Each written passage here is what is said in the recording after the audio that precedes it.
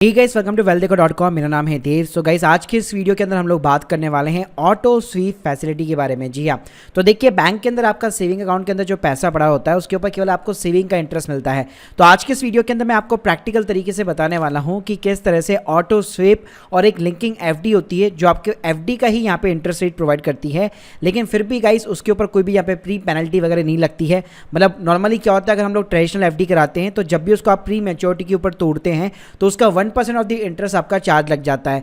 तो गाइस, यहाँ पे आज के इस वीडियो के अंदर मैं आपको प्रैक्टिकल बहुत सारे बैंक के एग्जांपल देने वाला हूँ जो पर्सनली भी मैंने यहाँ पे काफ़ी सारे यूज़ कर रखे हैं और पर्सनली भी आप देख सकते हैं स्क्रीन के सामने। जैसे आईसीआईसी बैंक के अंदर मेरा ये अकाउंट है, आप यहाँ पे लाइव बैलेंस भी देख सकते हैं और यहाँ पे एक मैंने लिंकिंग एफडी का बैलेंस भी देख सकते हैं और टोटल अवेलेबल बैलेंस भी देख सकते हैं।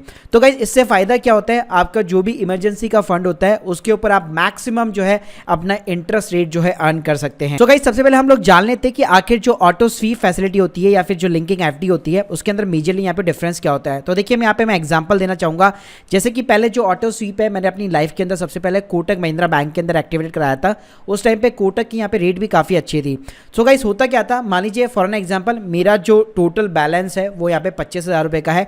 तो ऑटो स्वीप के अंदर क्या होता है, आप सिंपली बैंक को एक इंस्ट्रक्शन देते हैं। आप बैंक को इंस्ट्रक्शन देते हैं कि ये मेरा बैलेंस है, इसके ऊपर जैसे कोई बैलेंस जाएगा उसका सिंपली यहाँ पे आप एफडी क्रिएट कर देना। तो यहाँ पे मैंने कोटक को क्या कह रखा था कि मेरा बैलेंस जैसे 10,000 के ऊपर जाता है तो आप प्लीज मेरी यहाँ पे ऑटोमेटिकली एफडी बना देना। तो गाइस, मान लीजिए अगर मेरा बैलेंस यहाँ पे 25,000 है तो कोटक का सिस्टम क्या करेगा, ऑटोमेटिकली 1 साल की या फिर 6 महीने की सिंपली 15,000 रुपये की एफडी बना देगा और मेरा जो 10,000 रुपये का बैलेंस होगा वो सेविंग अकाउंट के अंदर पड़ा होगा।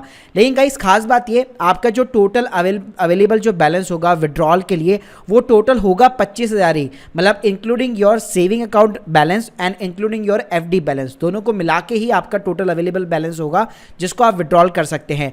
सो गाइस, यहाँ पे क्या होगा, आपका जो 15,000 रुपये होगा जो एफडी आपकी बनी हुई है, सिस्टम ने जो बनाई हुई है उसके ऊपर तो मिलेगा आपको एफडी का इंटरेस्ट रेट, और आपका जो 10,000 रुपये मिनिमम जो बैलेंस पड़ा हुआ है अपने सेविंग अकाउंट के ऊपर उसके ऊपर मिलेगा आपको सेविंग अकाउंट का इंटरेस्ट। अब गाइस, होता क्या है, मान लीजिए 1 महीने के बाद में मान लीजिए मुझे 15,000 रुपये की रिक्वायरमेंट हो गई, तो गाइस कोटक बैंक यहाँ पे क्या करेगा, उसका जो सिस्टम है ऑटोमेटिकली जो है यहाँ पे फीफो बेसिस के ऊपर फंड जो है रिलीज करता है। इसका मतलब क्या हो गया, मेरा 10,000 रुपये का तो बैलेंस ऑलरेडी पड़ा हुआ है, अब 5,000 रुपये की यहाँ पे शॉर्टेज पड़ रही है, तो वो क्या करेगा, 15,000 रुपये की एफडी में से 5,000 रुपये अपने आप यहाँ पे रिलीज कर देगा और जो मेरा जो पूरा टोटल मेरे को जो 15,000 रुपये निकाले हैं वो इंस्टेंटली यहाँ पे जो निकाल देगा। तो गाइस, ये सारी जो चीज़ें हैं कहीं पे भी आपको मैनुअल चीज़ें नहीं करनी पड़ती है, ये पूरा बेसिकली यहाँ पे सिस्टम बेस यहाँ पे वर्क करता है। तो ऑटो स्वीप का सबसे बड़ा फायदा यही होता है, आप बैंक को सिंपली इंस्ट्रक्शन देते हैं, उसकी एफडी बन जाती है और जब भी आपको पैसा निकालना होता है इजीली कभी भी आप पैसा निकाल सकते हैं, उसके ऊपर आपका कोई भी प्री पेनल्टी चार्जेस वगैरह कुछ भी नहीं लगता है। वहीं पे गाइस, यहाँ पे कुछ बैंक जो है ऑटो स्वीप की फैसिलिटी यहाँ पे प्रोवाइड नहीं करते, वो प्रोवाइड करते हैं लिंकिंग एफडी की फैसिलिटी। लिंकिंग एफडी में क्या होता है, जैसे आप नॉर्मली एक ट्रेडिशनल एफडी क्रिएट करते हैं वैसे यहाँ पे आपको एफडी क्रिएट करनी पड़ती है, लेकिन उस एफडी को आपको अपने सेविंग अकाउंट के साथ में लिंक कराना पड़ता है। जैसे आप मेरी स्क्रीन के सामने देख सकते हैं, जैसे यहाँ पे आपको लिंक एफडी का बैलेंस दिख रहा होगा। इसका मतलब क्या हो गया, यहाँ पे मैं क्या करता हूँ, मान लीजिए मेरे अकाउंट के अंदर 25,000 रुपये पड़े हुए हैं, तो मैं चाहता हूँ कि यार लेट्स सपोज 20,000 रुपये का मैं अपना जो है एक एफडी क्रिएट करना चाहता हूँ। तो गाइस, मैं क्या करूंगा, 20,000 रुपये की एक मैनुअल एफडी क्रिएट करूंगा और उसको अपने अकाउंट के साथ में लिंक कर दूंगा। तो गाइस, इसको अलग अलग नामों से यहाँ पे बैंक के अंदर जाना जाता है। जैसे आईसीआईसी बैंक के अंदर इसको मनी मल्टीप्लायर प्लान कहते हैं और अदर बैंक के अंदर कुछ और भी नाम है जो मैं अभी आपको आगे डिस्कस करूंगा। तो गाइस, यहाँ पे क्या होगा कि जब भी मुझे विड्रॉल करना पड़ेगा, मतलब मुझे अगर मान लीजिए कोई भी अमाउंट विड्रॉल करना है तो मेरे ये जो एफडी का बैलेंस है वो भी यहाँ पे टोटल अवेलेबल बैलेंस के अंदर शामिल होगा। इसका मतलब है मैं कभी भी चाहूँ उसको यहाँ पे विड्रॉल कर सकता हूँ और यहाँ पे मुझे पेनल्टी पे नहीं करनी है।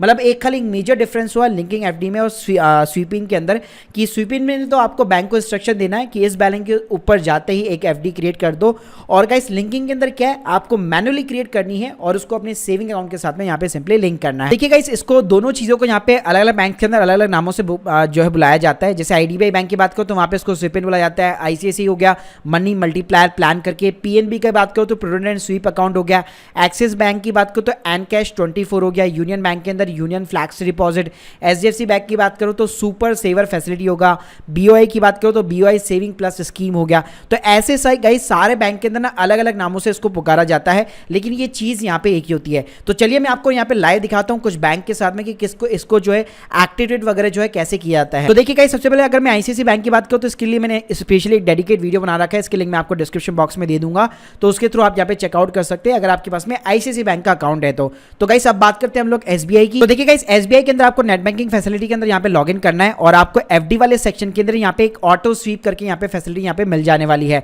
तो गाइस इसको सिंपली यहाँ पे आपको एक बार एक्टिवेट करना होता है एसबीआई को, वहीं पे आप ऑनलाइन इंस्ट्रक्शन दे सकते हैं कि भाई इस बैलेंस के ऊपर जाते ही मेरा ऑटोमेटिकली यहाँ पे एक एफडी जो है क्रिएट कर देना। इस बात करते हैं हम लोग एचडीएफसी बैंक की। तो देखिए एचडीएफसी बैंक के अंदर कोई स्पेशल ऑप्शन नहीं है, आपका सिंपली जो मोबाइल ऐप होगा तो आपने जो नॉर्मल एफडी क्रिएट कर रखी होगी उसी की आप नीचे जाएंगे तो आपको एक यूज टू प्रोडक्ट का यहाँ पे ऑप्शन मिल जाता है, तो उसके ऊपर आपको सिंपली क्लिक करना है। तो गाइस यहाँ पे एचडीएफसी बैंक क्या करता है, आपका जो नॉर्मल एफडी वगैरह चलता रहता है उसको आप देख सकते हैं यहाँ पे आपको स्वीपिंग का यहाँ पे आपको ऑप्शन मिल जाने वाला है। मतलब सिंपली आपकी जो नॉर्मल एफडी होगी उसको स्वीपिंग के अंदर ये कन्वर्ट कर देगा।